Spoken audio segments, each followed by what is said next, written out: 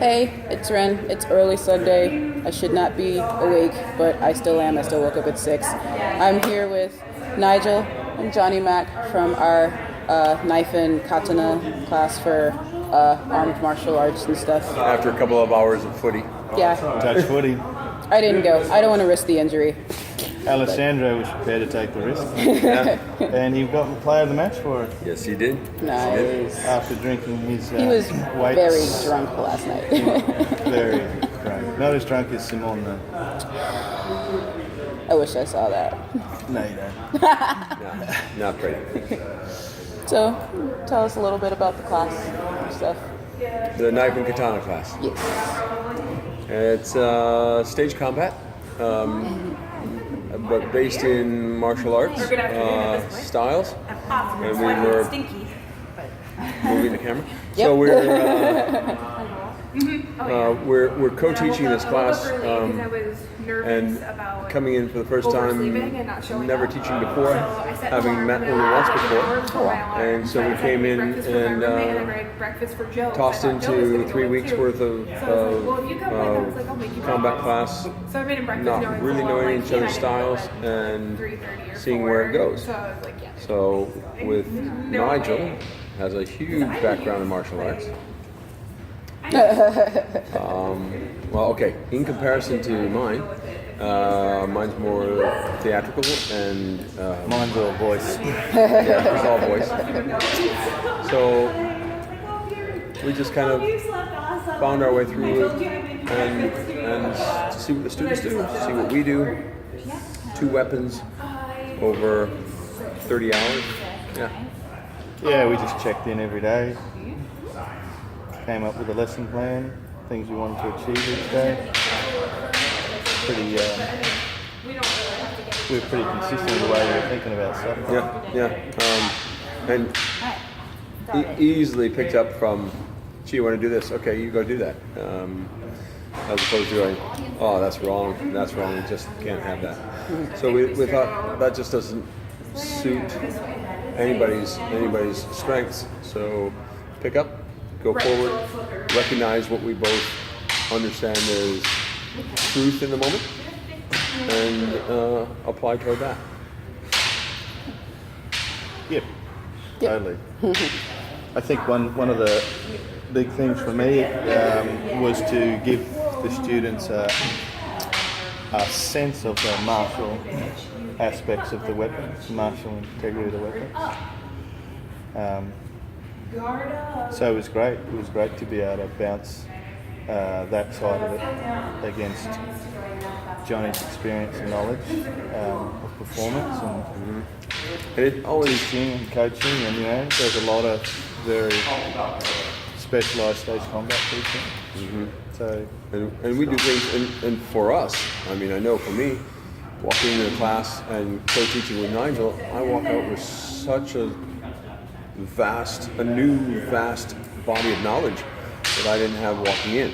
And likewise for me, I walk out and look at things differently. I look at it in the way that he, through his eyes, I try and look at it through his eyes, so it's great. I always come out with new ideas and new thoughts about stuff. Mm-hmm.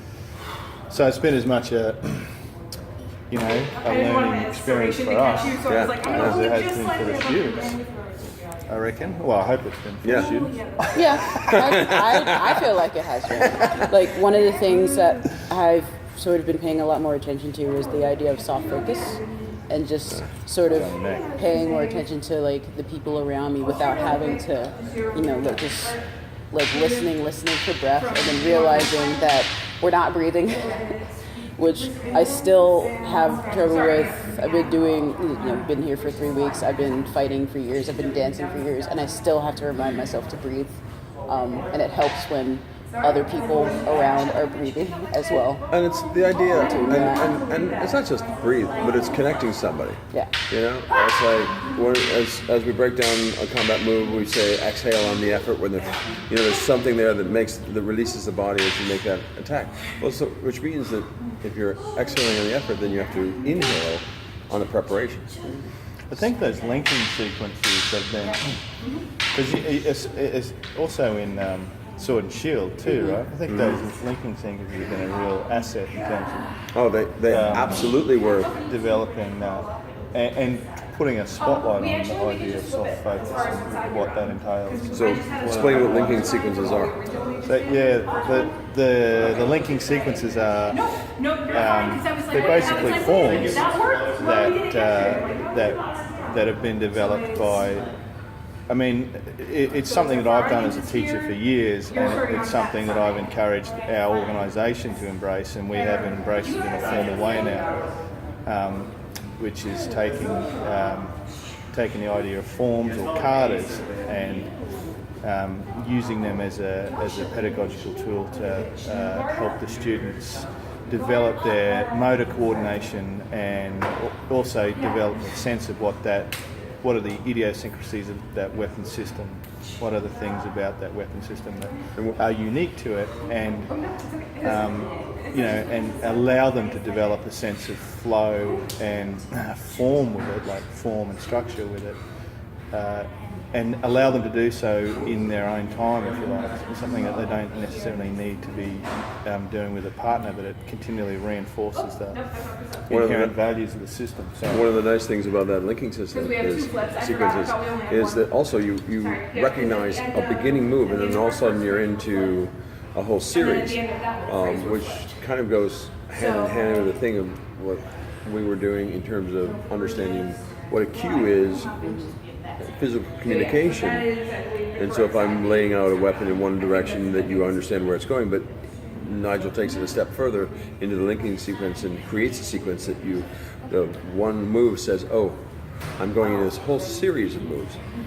And then what you all did as you built your choreography, realized all that training that you were getting out of these linking sequences and how to apply that to combining moves and creating your own sequence. Yeah, and I do feel like the physical language of people that have tackled the linking sequences has changed. You would see people that have worked at it. I mean, not just in a crude form of, well, you don't know it and you do, but in what they're presenting on the floor in terms of the other work. I feel like you can see it there. And obviously it's something that you would hope the students take away with them and they just keep playing with it.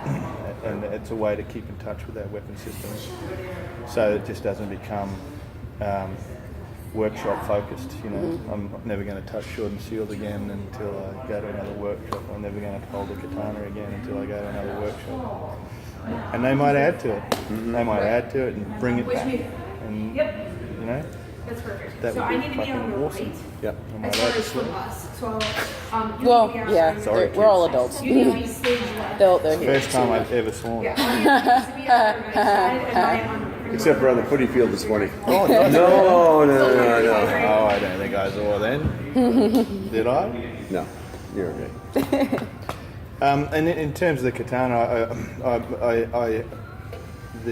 my focus was to develop a sense of the properties of the weapon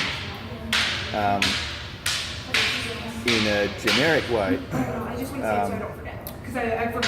Thinking about the way the weapon moves and it moves in continuous motion, cutting through the line, not stopping the energy. Much more how you would use the weapon for film. Much more how you'd use any weapon for film, and just kind of building a language for that weapon in that way. So the focus wasn't too much on traditional, the traditional aspects of katana, although that's certainly, we wanted to see that language expressed, the physical language that is unique to that weapon, and as a cultural icon, we wanted to see that come out in the same way you want to see small sword. Yeah, we don't want to bring in Western broadsword when we're doing Eastern work with the katana, and to understand. Nigel also does a lot of German broadsword and longsword. Longsword. We call it broadsword. The other word is German longsword. Absolutely. So in that you can see the body works in so many ways, and you can see how it relates, developed in Germany for the longsword versus for katana in Eastern Asia, and there are so many similarities in the action. Yeah, just in terms of posture and carriage and stuff, it's almost it's a funny circle though, isn't it? Because when you look at what people were doing with broadsword in the 80s, especially on film, they were basically doing bad Japanese katana work. It's essentially what they were doing. And it's kind of come full circle now, except there's much more structural integrity to the work.